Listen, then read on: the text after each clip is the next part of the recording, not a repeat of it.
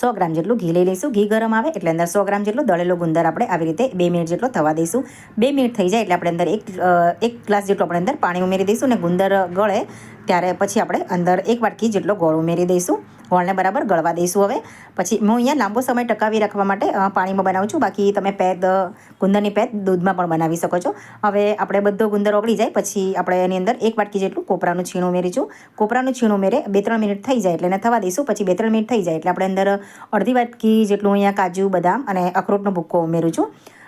તે ડ્રાયફ્રૂટ ઉમેર્યા પછી એના પછી 2 ચમચી જેટલું આપણે ગંઠોડા પાવડર ઉમેરીશું। 1 ચમચી જેટલો સૂંઠ પાવડર ઉમેરી બધું બરાબર આવી રીતે મિક્સ કરી દઈશું। મિક્સ થઈ જાય બરાબર 2 થી 3 મિનિટ થઈ જાય એટલે આપણે એક અલગથી ડીશમાં ચમચીની મદદથી આ ગુંદરની પેદને કળીશું અને 1 મિનિટ ઠરવા દઈ અને પછી આપણે જોઈશું કે આવી રીતે ગુંદરની પેદની ગોળી વળે છે, હાથમાં ચોંટે નહીં તો સમજી જવાનું કે આપણી ગુંદરની પેદ તૈયાર છે। ઘરે એકવાર જરૂરથી ટ્રાય કરશો। Thanks for watching.